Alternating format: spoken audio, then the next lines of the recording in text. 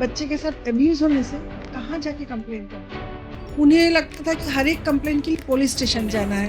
Parents को ये भी समझाते थे कि अगर आप कंप्लेन नहीं किए, आप समझा दिए कि नहीं, हमारी बच्ची है, हम क्यों बताएँ, आगे चल के बच्चे के शादी में प्रॉब्लम आएगा, हाँ, सोसाइटी में बदनामी हमेशा होगी। मतलब तो अवेयरनेस का मेन पार्ट ये होता था पेरेंट्स को ये समझाना कि बच्चे के साथ अगर कुछ गलत हुआ है, तो आप बच्चे के साथ खड़े रहिए, ना कि जिसने गलत किया है उसको छुपाइए। आप देख सकते हैं अभी हर दिन ही आप देखिएगा न्यूज़पेपर उठाएँ तो आपको पॉक्सो के केसेस दिखेंगे। क्योंकि इज़िली लोग बाहर सामने आ रहे हैं, रजिस्टर कर रहे हैं, एनजीओ एक्टिवली काम कर रहे हैं। गवर्नमेंट डिपार्टमेंट तो कर ही रही है पहले से एक्टिवली काम।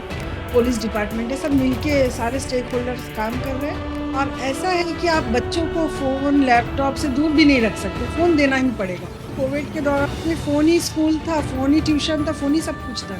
अभी आप अपने बच्चे को ट्यूशन भेजेंगे, देखिए व्हाट्सएप में एक ट्यूशन का ग्रुप रहेगा, स्कूल का होमवर्क भी व्हाट्सएप के थ्रू से आता है। फ़ोन से मतलब आप उनको दूर नहीं रख सकते। आपने घर में अपने बच्चे को क्या वैल्यूज़ दिया है, ये बहुत ज़्यादा मैटर करता है। आप खुद क्या देखती है टीवी में, आप खुद क्या देखते हैं फ़ोन में, बच्चे से भी कुछ नोटिस करते हैं। बच्चा का क्या है, फर्स्ट टीचर उसका पेरेंट्स ही है। ऐसा नहीं है कि सिर्फ पढ़ाई ही करनी है। पढ़ाई के साथ-साथ अगर कोई एक्स्ट्रा करिकुलर एक्टिविटी में बच्चा इंटरेस्टेड है, आप उसको एनकरेज करिए उस चीज़ में। तब क्या होगा, उसका टाइम कुछ इनोवेटिव काम के लिए जाएगा। वो ये सब चीज़ में नहीं पड़ेगा जो कि नेगेटिव है। हर चीज़ का एक पॉजिटिव और नेगेटिव एस्पेक्ट होता है। जैसे इंटरनेट का बहुत से पॉजिटिव एस्पेक्ट भी है। अगर आज इंटरनेट नहीं है तो दुनिया थम जाएगी। कई जन को ये लगता है 0 से 5 इयर्स के जो छोटे बच्चे वो बच्चा है। अभी लेबर लॉ में आप देखेंगे चाइल्ड लेबर 0 टू 14 वो बच्चा है। लेकिन हम juvenile justice act and POCSO act में अब बच्चा वो है जो बिलो 18 है। बच्चे को कभी हथकड़ी पहना के नहीं लाया जाएगा, उनको इस तरह से अरेस्ट नहीं किया जाएगा। उनको कभी नाइट में डिटेन नहीं किया जा सकता कि आपसे पूछताछ की जा रही है इंक्वायरी के लिए, नहीं। उनको पुलिस स्टेशन में बाकी क्रिमिनल के साथ एक ही साथ बिठा के बातचीत नहीं किया जाएगा। किसी भी पुलिस स्टेशन में देखिए एक चाइल्ड फ्रेंडली रूम होगा अलग से, वह चाइल्ड फ्रेंडली पुलिस होंगे, वो उनके साथ में एक बच्चे के साथ जैसे बिहेवियर किया जाता है वैसे बिहेवियर करेंगे, उनसे वैसे क्वेश्चंस पूछेंगे। देन उनको कोर्ट में कभी प्रोड्यूस नहीं करेंगे, उनको जहाँ प्रोड्यूस करेंगे जुवेनाइल जस्टिस बोर्ड, उस बोर्ड के अंदर बच्चे को कभी कोर्ट जैसा माहौल नहीं मिलेगा।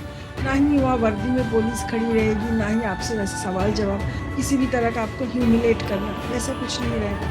गवर्नमेंट का ये सोचना है, कानून ये बोलता है जुवेनाइल जस्टिस एक्ट, अगर अनजाने में मासूम बच्चे से कोई ऐसी गलती हो जाती है, तो अपराध अगर है, तो भी वो निंदनीय हो सकता है, दंडनीय नहीं है। किसी बच्चे को आप वर्बली कुछ बोल के उसको मेंटली उसको एक ट्रॉमा दिला रहे हैं, तो वो भी इसी में आएगा। आप पोर्नोग्राफी में उसको बच्चे को इन्वॉल्व कर रहे हैं या ऐसा कुछ दिखा रहे हैं जो बच्चे को नहीं दिखाना चाहिए, ये सब भी पॉक्सो एक्ट के अंदर ही आता है। बच्चा जिसके कस्टडी में है उसको जाके अपना प्रॉब्लम बताने से, ये पॉक्सो से रिलेटेड, अगर वो उस चीज़ को स्टेप नहीं लेता, वो बात को वहाँ दबा देता है, आगे ये चीज़ बाहर आने से उनके अगेंस्ट में भी जो है स्टेप लिया जाएगा।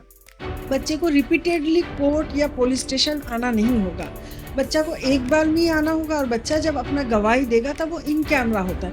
इन कैमरा बोलने से जज साहब और गवर्नमेंट के वकील और बच्चा ही रहेगा। ऐसा नहीं कि बाकी केसेस के लोग जैसे सोचते हैं कि कोर्ट का जो माहौल है बच्चा कैसे बोलेगा, नहीं बोल पाएगा।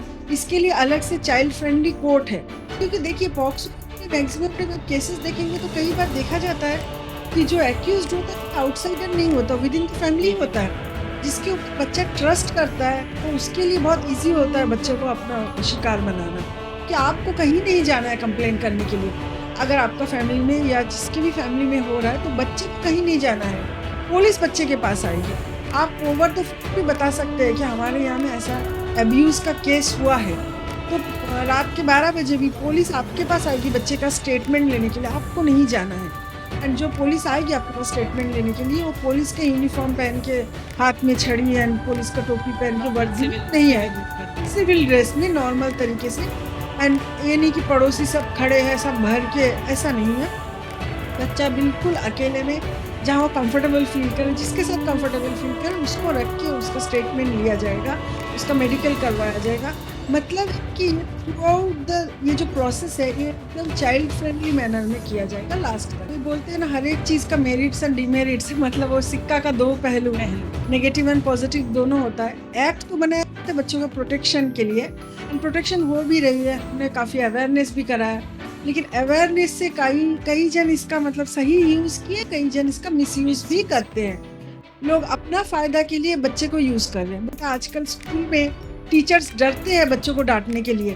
तो बच्चे क्या है, जो टीचर ने डाँटा या मारा उनके अगेंस्ट में चिट्ठी डाल दी। देखिए हमारे आपके टाइम में जब पॉक्सो एक्ट नहीं था, हम कुछ नहीं जानते इसके बारे तो टीचर मारने से अगर घर जाके बोलते थे कि टीचर ने मारा, में। और घर से और मार मिलता था। लेकिन अभी उल्टा है, बच्चा आके कुछ बताता है तो हम दौड़ के पहुँच जाते टीचर के कॉलर पकड़ने की क्या हो गया है।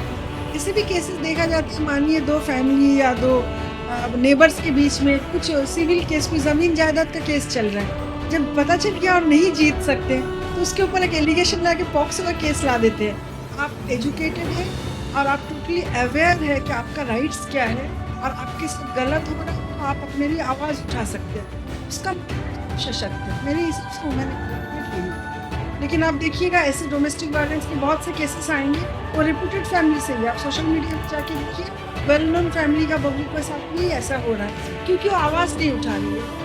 देखिए बाकी देश के बाकी हिस्सों से अगर कंपेयर किया जाए, ये मेरा ओपिनियन है कि यहाँ का स्थिति काफ़ी बेटर है। तो हमने देखा है कि यहाँ की लेडी काफ़ी अवेयर है एंड उन लोग काफ़ी इंटरेस्टेड है जानने में गवर्नमेंट के क्या क्या स्कीम है, कौन सी स्कीम से पैसा मिलता घर बनाने के लिए, कौन सा स्कीम से सिलाई मशीन मिलती है, उनको मालूम है बराबर। गवर्नमेंट का काफ़ी सपोर्ट है, एडमिनिस्ट्रेशन इनको काफ़ी बढ़ावा देती है, हेल्प करती है, इस वजह से वो लोग आगे जा पाते हैं।